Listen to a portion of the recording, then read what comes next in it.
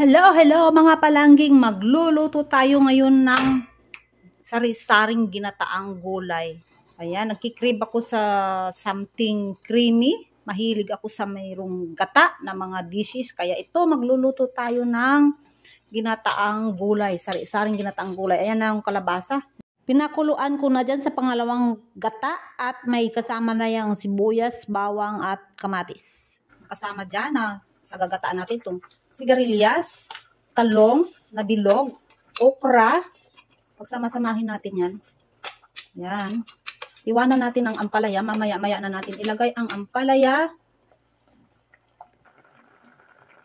Okay, half cook na ang ating mga gulay. Lagay na natin ang kanyang pakang gata. Para maluto pa yan. Maluto siya ng maigi. Para sabay na sila maluto. Pag naluto yung gata, luto na rin yung mga gulay.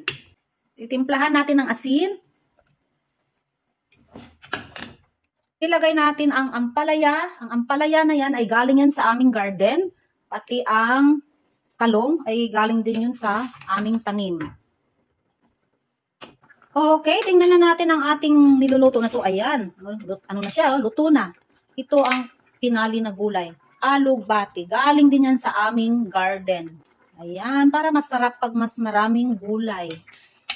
Diba? Masarap yan. Lalo na pag may gata. Lalo yan sa sarap. Ayan. Tingnan nyo. Colorful. O, ayan o. Diba? May kalabasa.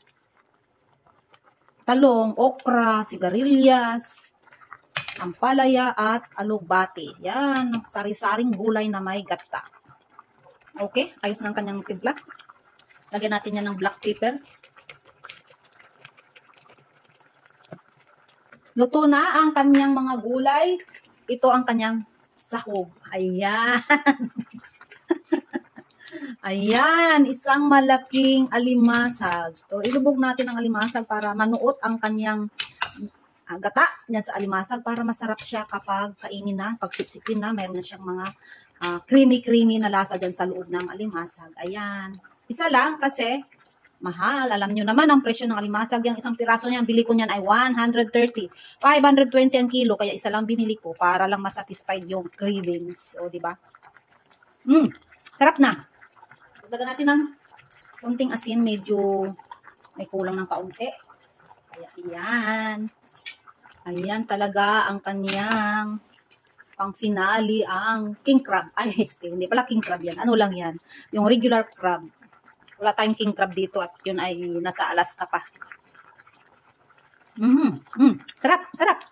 Okay, that's all mga palangging. Ang ating ginataang sari-saring gulay na may pa-surprise sa dulo. Yan ang alimasag na lalaking alimasag yan. Sige, bye-bye! Kakain na ako. Thank you for watching. Please follow, like, and share.